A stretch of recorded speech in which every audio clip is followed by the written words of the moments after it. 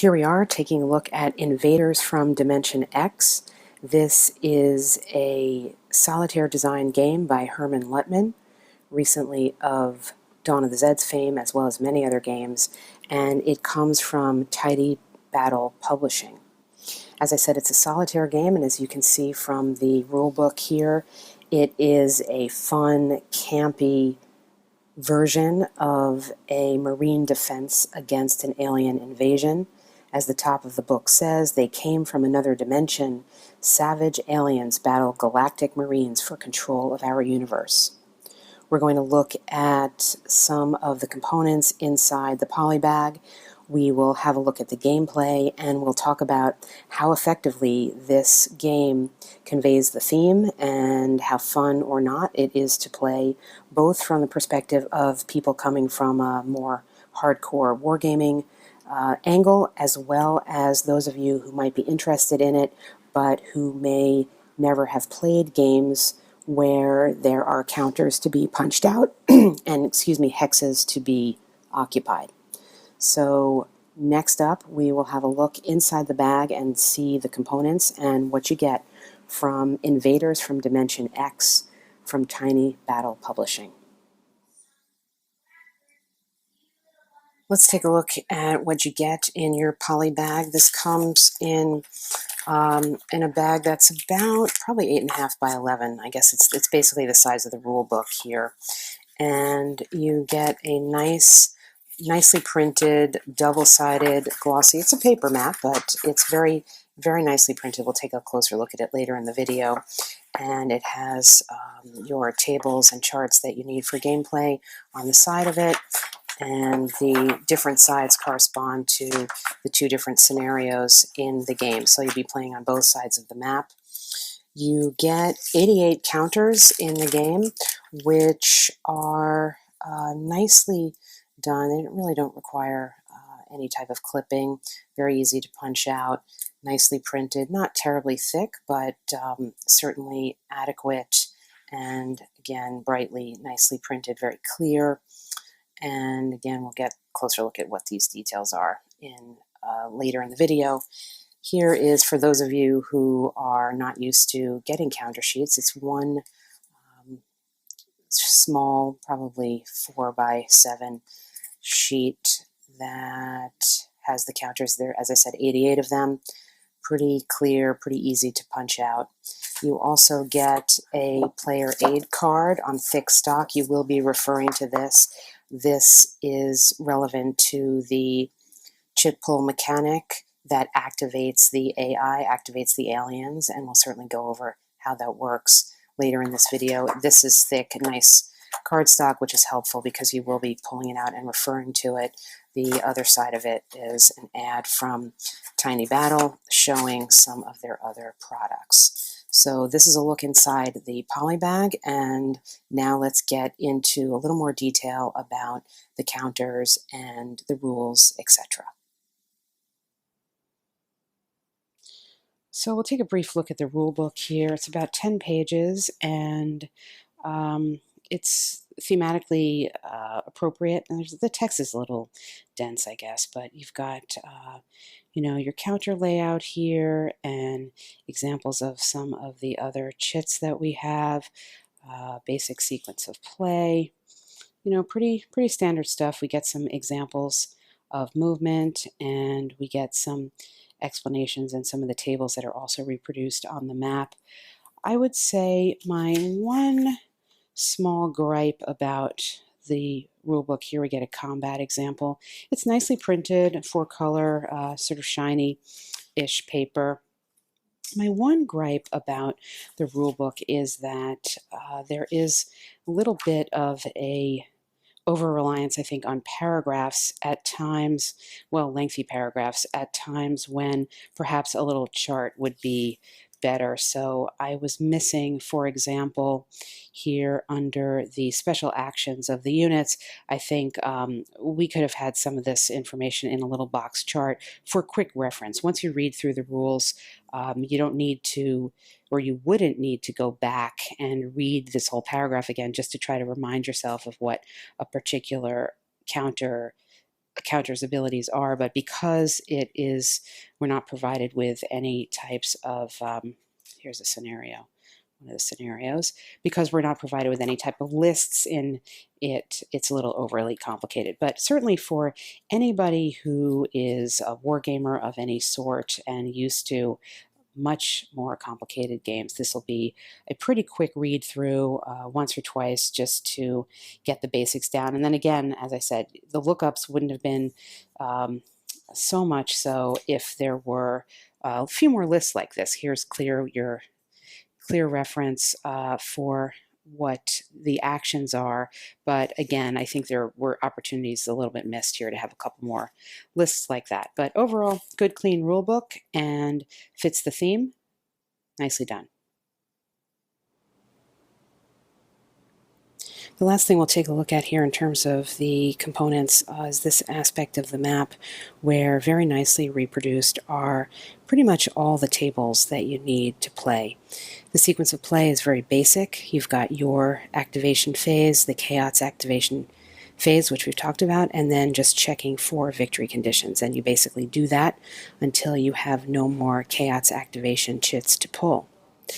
Recon, that is possible by your scouts. There's a table here in terms of what the possible effect on that might be. Basically, a success is allowing you to draw a couple of activation chits and at least choose which one is going to happen first. You need to put the one that you don't choose back in your counter cup, so it's going to come up later in the game, and that's part of the strategy. You know, do you want to get the things that are potentially worse out of the way sooner rather than later? If you have given yourself a dice roll modifier on your d6 to successfully possibly roll a 7, you get something extra, which is to pull one of those chaos mission goal chits out and thereby increase your chances overall at the end for a victory. The special actions that are allowed by the different counters are summarized here, and your basic movement is summarized here. I mentioned the capacity of the special ops, I think it is, to jump in, and this is explained here. So basic tables, combat, basic dice roll modifiers, plus or minus 1, depending on these circumstances. Here's the bump gun I mentioned. We'll see how that works later on. And the table for the chaos combat. And finally, your little table here showing your terrain. So overall, not too much, but everything you need right here on the side of the map. So how does the solitaire mechanic work in this game? Well, it's pretty simple and it's pretty effective. There are a total of 20 chaos activation chits in the game, and it is a basic chit pull mechanism. So on the alien turn, you would pull one of these random chits that you have either turned face down or in a counter cup, and you would execute whatever it says. So, for example, if you pull the drop pods, this means that you roll a die, and 1 to 6 is the number of aliens that drop in to randomly determined hexes, and that represents that particular alien turn. If you pulled here Alien Rush, you see a number here, number 8 to 12, and I mentioned that the aliens have a number on their counter. What this means is that any aliens currently on the map in the range of 8 to 12 will immediately attempt combat with units that they are near. And we'll just take a look at one other one here. This is a warp jump odd number. What this means is that any odd-numbered alien units you have currently on the map would move to a randomly determined location. So this is how you execute the AI, how you execute the alien turn, by simply pulling a chit and executing it. Now, there is a recon capability that your scouts offer you. If you are successful in recon, you are then given this successful recon counter, and what that means is that on the alien turn, instead of just drawing 1, you get to draw 2 and choose 1.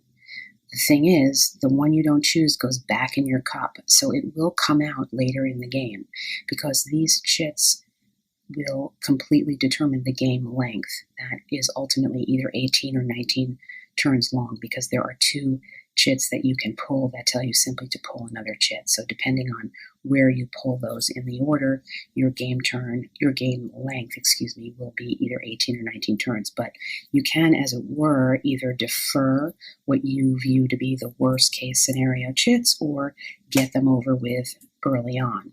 There are a couple that are actually useful to you that put some of the alien forces into a dormant state, which helps you, but for the most part, these are going to be beneficial to the aliens and cause them to do random movements and random attacks and bring in some more friends to try to help themselves fight you.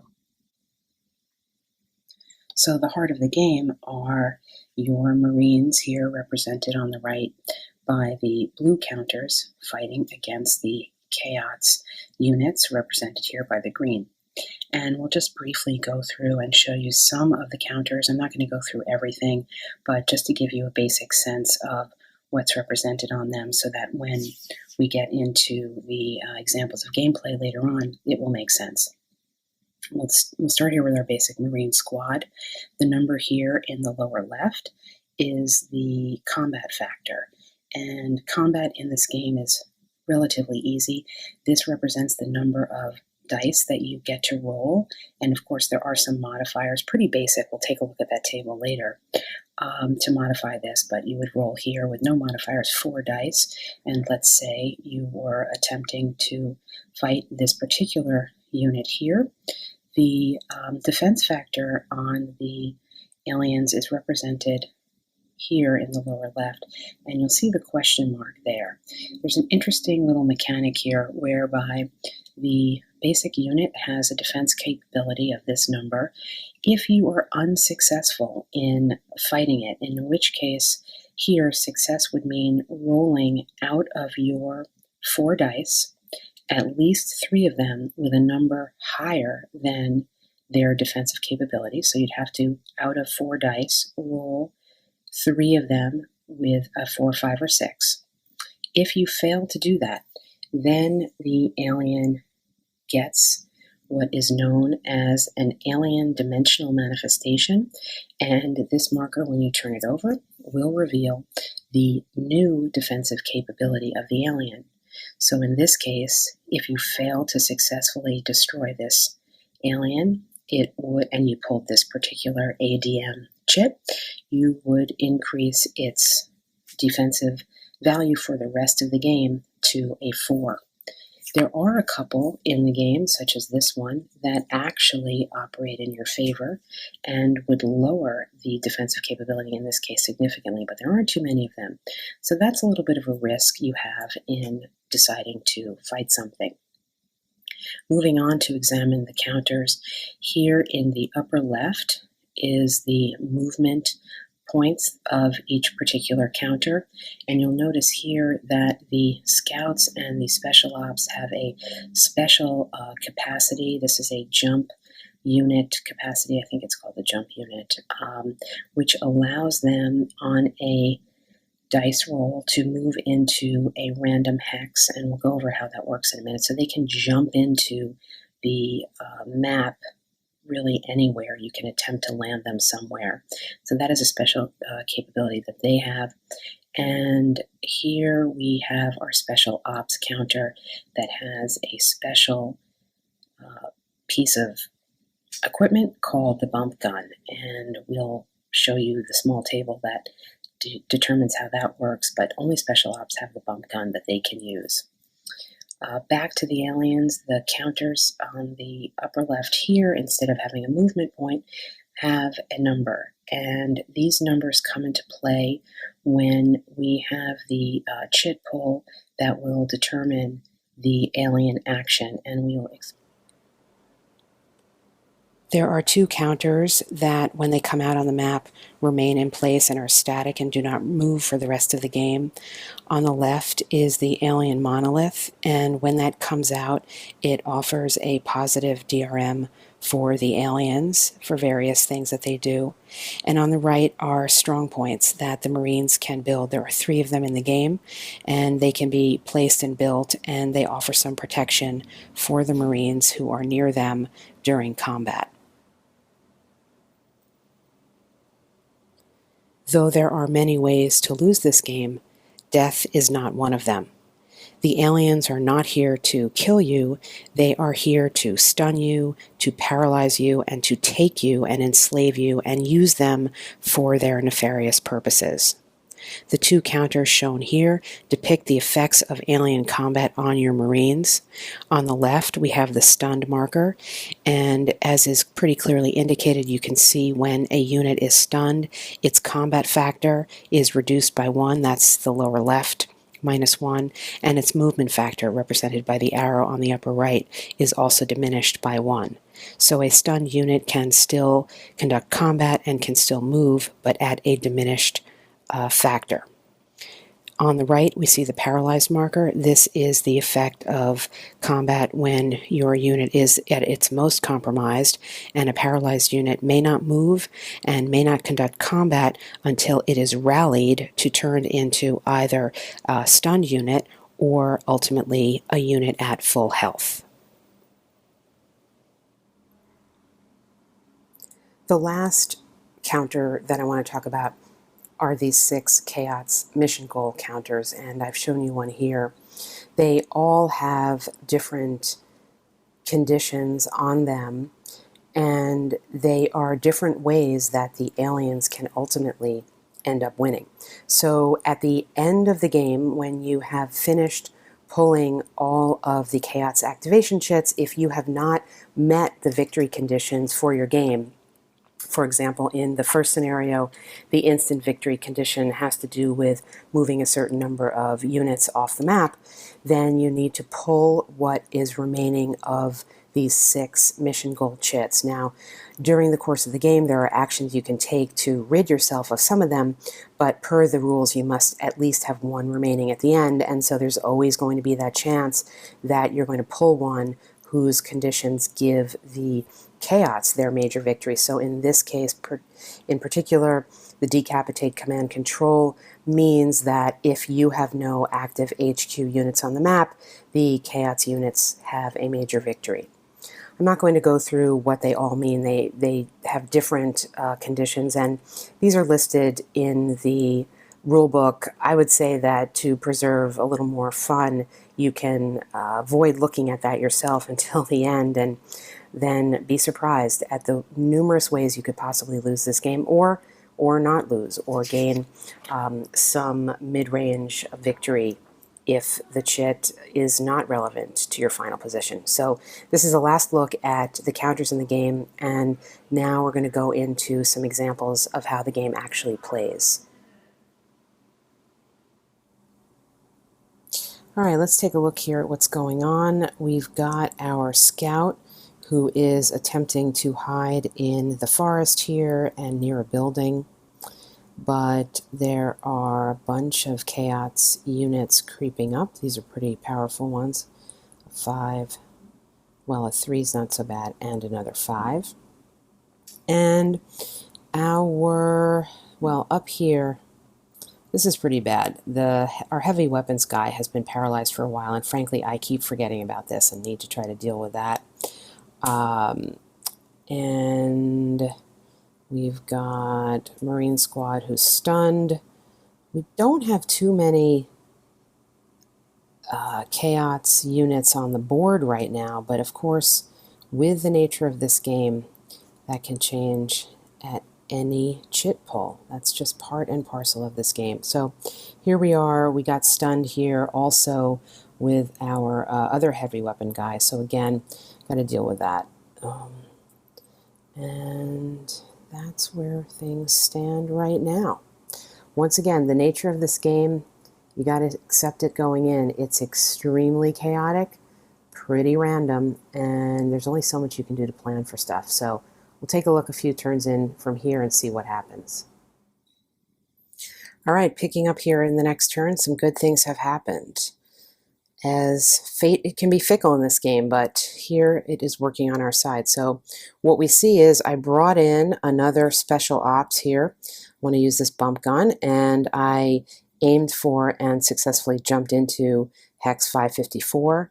And then what happened was on the chaos turn, I had done some successful recon, and I chose the chit that put my even numbered chaos units into their dormant state. And as it happens, the even units are all clustered right here. So I'm in a pretty good situation right now to try to conduct some combat, and we will do that and check in and see what happens.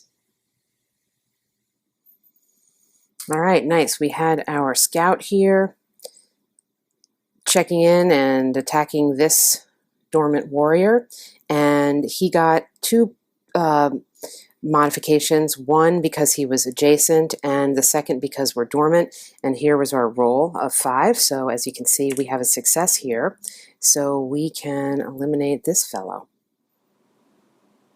So now I'm going to show you how this bump gun works, and I gotta say, honestly, it's a little risky here because I'm not that far away, well, in any case, using the bump gun here, to do that, you're rolling 1 die, and you're rolling it on this bump gun table. So rolling a 1 is a misfire, a 2 you are stunned, and then a 3 beams the alien somewhere else random, and it vaporizes on 4 to 6. So basically, we're hoping for a 46 here. So we're going to roll it, and haha, we got a 6. Fantastic. So we have bumped this guy with our bump gun successfully out of here. So we'll take this guy out, and so far so good. But again, with this game, looks are deceiving. And of course, on the very next chit pull, we get what I have been deferring for a number of turns, which is the drop pods chit. And what this means basically is I've got to roll a d6, and based on what I get, well, lucky.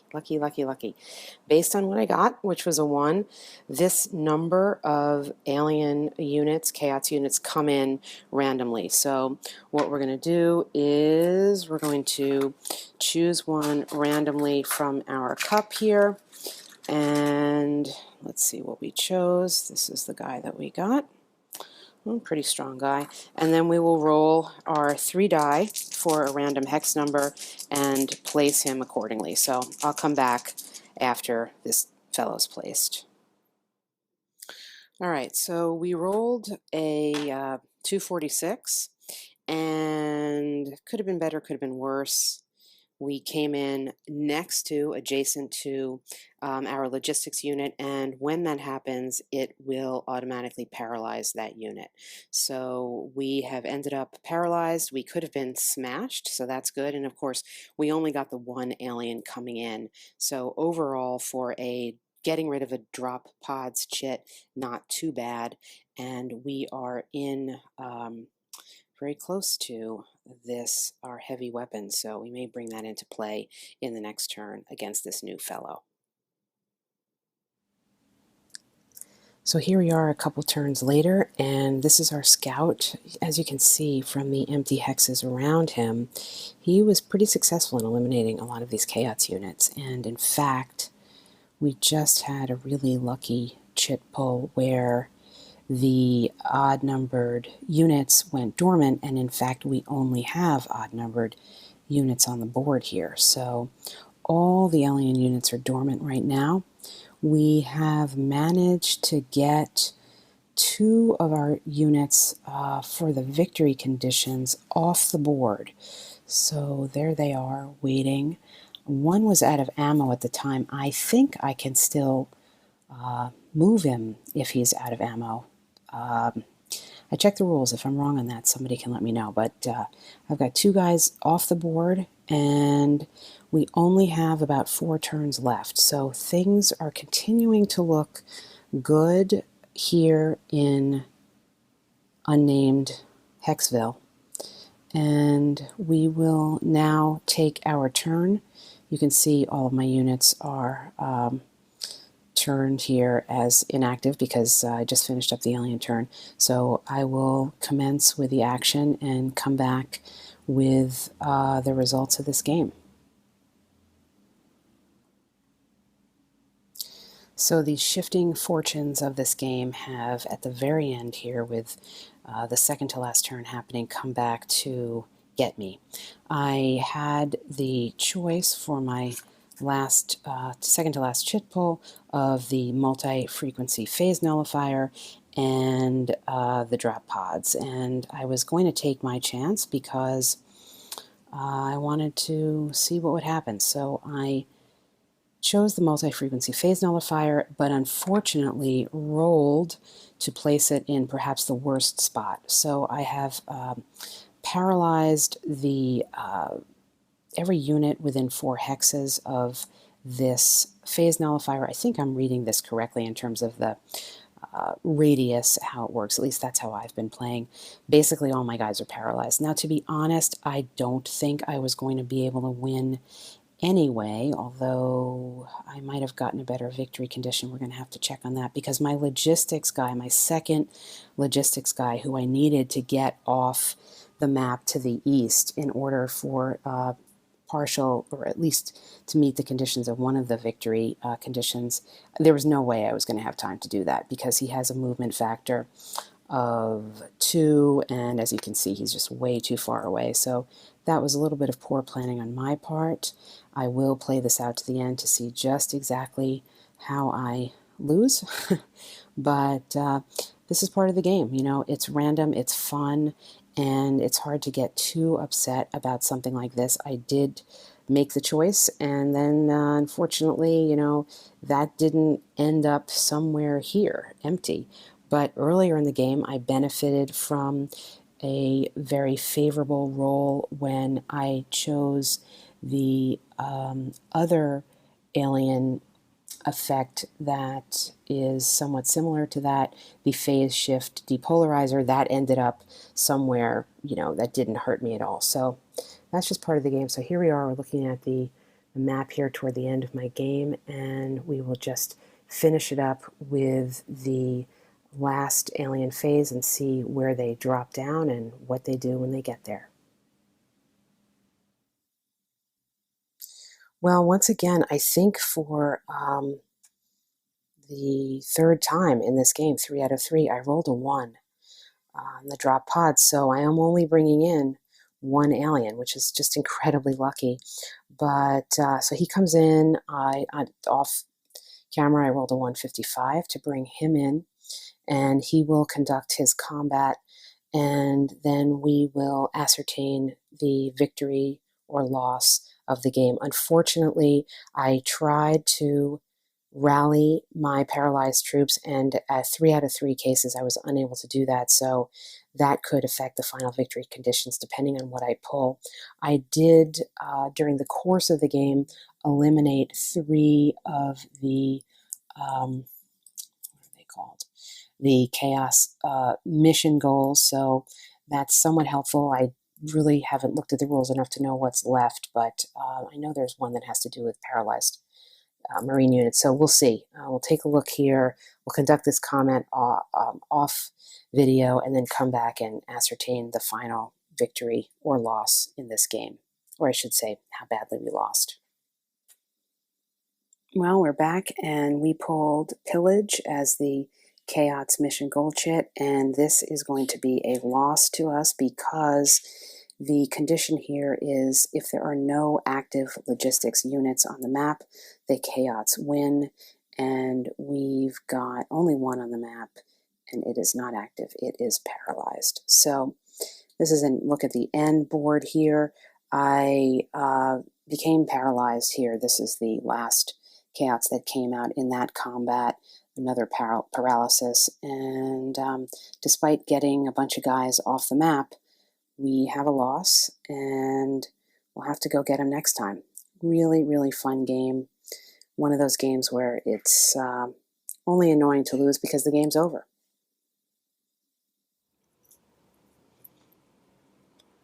What to make of this game from the perspective of a wargamer, somebody used to heavy-duty rule sets and traditional hex and counter mechanics. This is a light, fun game with a very quick setup time, and I highly recommend it if you are interested in the sci-fi theme, if you're looking for something either in between a heavier game that you may have going or in conjunction with a heavier game that you may have going, because it is involving, the theme is carried through in terms of how the aliens act. It is a game of chaos and randomness, as the designer has said was his intention. If, however, you are somebody who wants to plan out your mission and set up your squad and deal with an opponent whose moves you can at least attempt to predict and strengthen yourself against it, this is not the game for you. Because no matter what you do in this game, ultimately the aliens come in. They come in randomly, they come in unpredictably, and that's part of the fun. And you need to be able to enjoy that aspect of the chaotic nature of it and sort of take it on the chin, as it were. All your best plans can go awry if the chit pull that comes in randomly and hectically moves the alien that you have been setting up so carefully to defeat to a hex that's all the way on the other side of the map. It's light, it's fun, the theme is carried through. I highly recommend it to wargamers interested in the sci-fi theme who are looking for something that's easy to set up and take down and that can be played fairly quickly. It is involving, and the replayability, it's pretty good. There's two scenarios. There's one campaign, which is essentially the two scenarios that are linked, but taking it in and out of your gaming closet as you move through your heavier games, it's a lot of fun. And I think it is a really great addition to anyone's collection if they are into solitaire play, if they like campy and light game approach, and certainly if they like the sci-fi theme.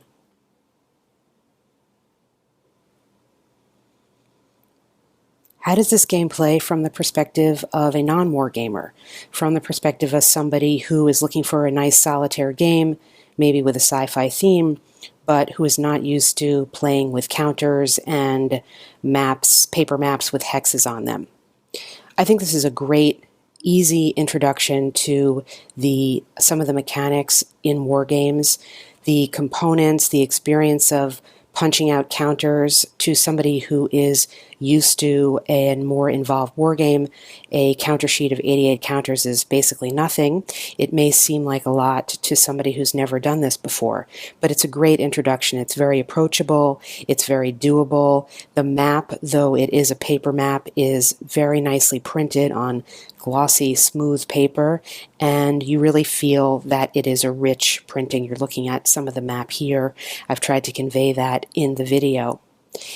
Some of the mechanics are also great, sort of gentle introduction to standard wargame mechanics, such as dealing with terrain effects or dealing with basic combat that involves dice roll modifiers.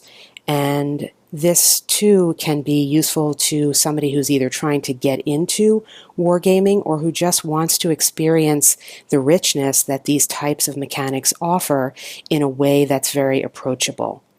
This, from the counters which you see here, are very inviting. They're not terribly crowded with information. To even understanding how the combat works is not very difficult once you get into it.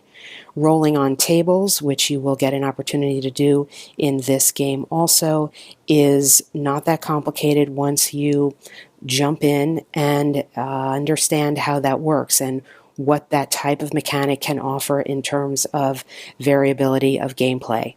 So for the non-wargamer, for somebody who maybe owns no games that come on a paper map with hexes, I highly recommend looking into this one if you're looking for solitaire play, if you're interested in the science fiction theme. This is very approachable, very fun. It is extremely light for somebody from a wargaming perspective in terms of the mechanics, but it does offer some depth. You get an opportunity to at least try to plan out some maneuvers to try to make the most of the various opportunities you may have to use your men and their different attributes. May not work out for you because of the chaotic and random nature, but that type of planning and understanding what different units offer comes into play here in this game.